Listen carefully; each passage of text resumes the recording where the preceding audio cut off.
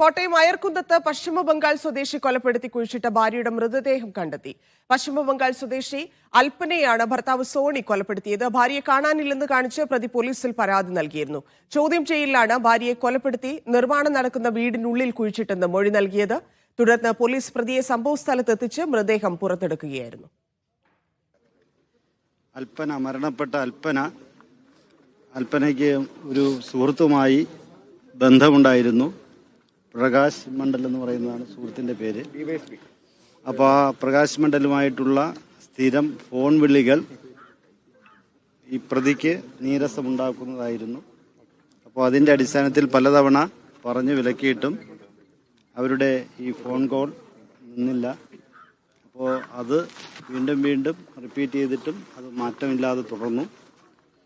ഈ 14-ാം തീയതിക്ക് തലേ ദിവസവും വീട്ടിൽ വെച്ച് ഈ ഫോൺ വിളിയുമായി ബന്ധപ്പെട്ട് അസ്വാരസ്യങ്ങൾ ഉണ്ടായിരുന്നു. പ്രതി അതുകൊണ്ട് തന്നെ 13-ാം തീയതി രാത്രി തന്നെ പ്രതി മനസ്സിൽ ഉറപ്പിച്ചിരുന്നു. അതിൻ്റെ അടിസ്ഥാനത്തിലാണ് എല്ലാ ദിവസവും ഈ വീട്ടിൽ 8:30-ക്ക് ശേഷമാണ് 9 മണി 9:30-ക്കൊക്കെയാണ് പണിക്കാരും ഈ പ്രതിയും ഇവിടെ പണിക്ക് വരുന്നത്. അന്നേ ദിവസം 6:30-ക്ക് വീട്ടിൽ നിന്ന് ഇറങ്ങുകയും ഇവിടെ അത്യാവശ്യ പണിയുണ്ടെന്ന് ഇതിൻ്റെ ഹൗസ് ഓണർ പറഞ്ഞു എന്ന് അൽപ്പനയെ തെറ്റിദ്ധരിപ്പിച്ചുകൊണ്ട് അൽപ്പനയുമായി വെളുപ്പിന് 7 മണിക്ക് ഇവിടെ എത്തുകയും ഈ വിഷയം ഫോൺ കോൾ സംബന്ധിച്ച വിഷയവുമായി ഇവർ തമ്മിൽ പറഞ്ഞ് മനഃപൂർവ്വം പ്രകോപനം സൃഷ്ടിച്ചുകൊണ്ട് പരസ്പരം അങ്ങോട്ടും ഇങ്ങോട്ടും ഉന്തും തള്ളും ആവുകയും തുടർന്ന് പ്രതി അൽപ്പനയെ തലപിടിച്ച് കൽച്ചുവരിൽ ഇടിക്കുകയും ഇടിയോടുകൂടി വീണ അൽപ്പനയെ വലിച്ചിഴച്ച് വീടിൻ്റെ അടുക്കളയോട് ചേർന്ന ഭാഗത്ത് കൊണ്ടുവരികയും അവിടെ ഇട്ട് കഴുത്ത് ഞെരിച്ച് കൊലപ്പെടുത്തുകയുമാണ് ചെയ്തത്. തുടർന്ന് മരണം ഉറപ്പുവരുത്തുന്നതിന് വേണ്ടി അവിടെ ഇരുന്നൊരു പാരയെടുത്ത് പുറം തലയിൽ അടിക്കുകയും ചെയ്തു. പിന്നെ ശ്വാസമുണ്ടോ എന്നൊക്കെ നോക്കി മരിച്ചു എന്ന് ഉറപ്പുവരുത്തിയതിന് ശേഷമാണ് മൺവെട്ടിയുമായി ഈ വീടിൻ്റെ പുറകുഭാഗത്തുള്ള ഇളക്കമുള്ള മണ്ണിൽ ഒരു കുഴിയെടുത്ത് പ്രതി ബോഡി മറവ് ചെയ്തത്. പോലീസിന് സംശയത്തിനിടയാക്കിയ കാരണം എന്താണ്? ഈ പ്രതിയിലേക്ക് എത്തിപ്പെടാനുണ്ടായ കാരണം? ഒന്നാമത്തെ പോലീസിന് സംശയം വരാൻ കാര്യം 14-ാം തീയതി കാണാതായ വൈഫിനെ കാണാനില്ല എന്ന് പരാതി തരുവാൻ പ്രതി തയ്യാറായില്ല.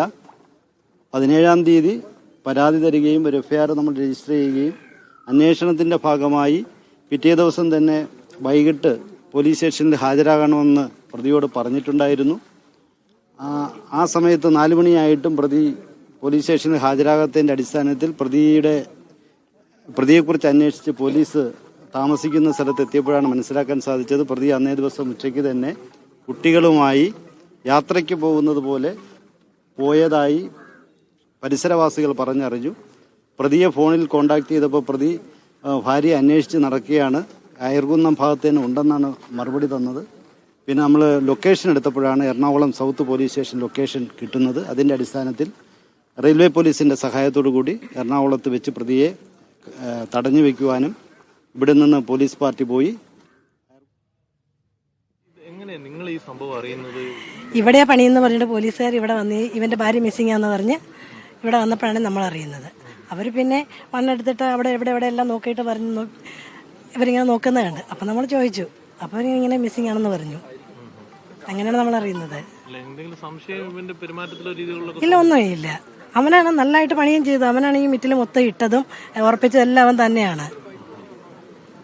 പോലീസ് ഇപ്പോൾ ഈ നമ്മൾ പുതിയ വീട്ടിലോട്ട് കയറാൻ പോകുമ്പോൾ ഇങ്ങനെ ഒരു പോലീസും ഇങ്ങനെ ഒരു സംഭവമൊക്കെ നടക്കുന്ന ഒരു നമുക്ക് എന്നാ ചെയ്യാൻ വേണ്ടി പറ്റും? നമ്മളാരൊന്നും കാണിച്ചല്ലോ. അവര് നമുക്ക് എന്നാ ചെയ്യാൻ പറ്റും?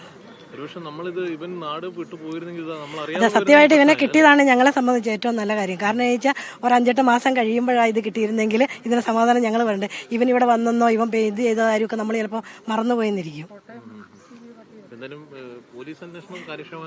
നടന്നു പിന്നെ അവർ കാര്യക്ഷമമായിട്ട് തന്നെ നടത്തി. അതുകൊണ്ടല്ലേ ഇത്ര പെട്ടെന്ന് കിട്ടിയത്. ഒരു ദിവസം വന്നു.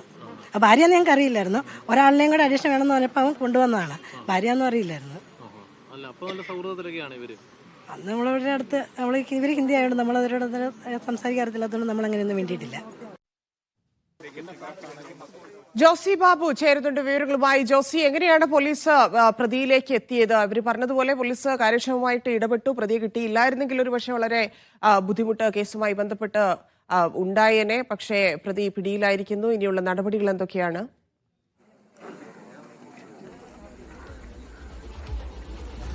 ധന്യ, അതിബുദ്ധിമാനായ ക്രിമിനൽ ബുദ്ധിയുള്ള പ്രതിയാണ് സോണി എന്നാണ് പോലീസ് പറയുന്നത്. കാരണം ഏറെ ആസൂത്രണത്തോടു കൂടിയാണ് പ്രതി ഈ കൃത്യം നിർവഹിച്ചത്.